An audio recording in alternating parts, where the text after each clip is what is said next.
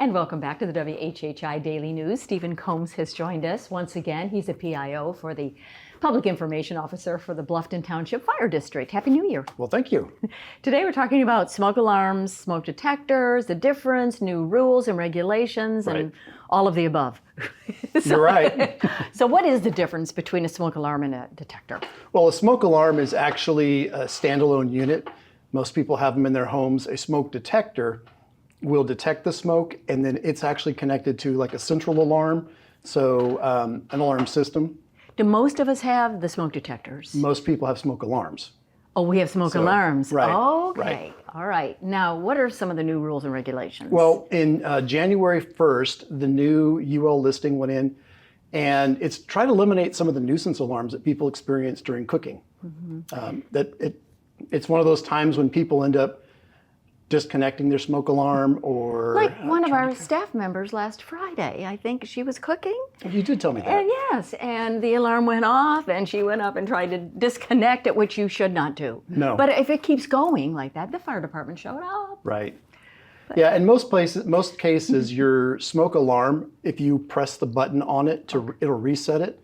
With your smoke detectors, you'll probably have to call your service provider if it's like a security company or something like that, and then they can assist you with that reset. So Stephen, a smoke alarm should not be older than 10 years, is that correct? That's correct. Talk more about that. Yeah, since 1999, the NFPA and the UL listings have required that all smoke alarms have a date on the back of them. Your smoke alarms are good for generally about 10 years.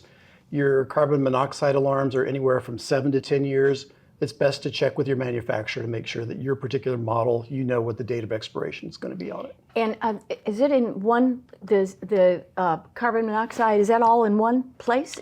So there's different types of alarms. There's a combination where you have a smoke alarm and a carbon monoxide alarm.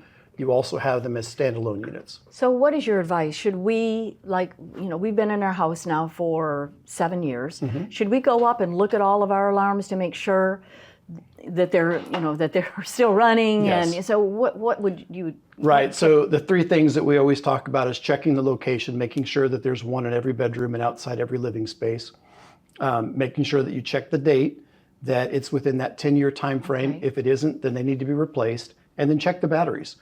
We typically say check the batteries the first of the year, and some other people say like spring forward, fall back. So it's all kind of dependent upon what you put on your schedule, but check those batteries regularly. And so when it starts to just chirp, does that mean the battery's going bad? Well, it could mean either the battery's going bad, or it could mean that is an alarm to let you know that particular device needs to be replaced. Okay, so the whole thing. Correct. All right, so anything else we need to know about smoke alarms and detectors as we move into, it's chilly and I would assume, again, there have perhaps been more fires when it's cold like this? Generally, winters when we see more fires. Thankfully, in the Bluffton Fire District, we've, knock on wood, not had any this year. So that's always a good thing. But we want to make sure you have working smoke alarms because you only have about 3 minutes to get out of your home once those alarms activated in most cases. So. And this could be your opinion, but are most home fires caused by cooking? That's actually a statistic, yes. Most fires are caused by cooking, unattended cooking. People leave the kitchen. So stay with the things that are on the stove or in the oven and set a timer to remind you that there's something there. Right. All right, good.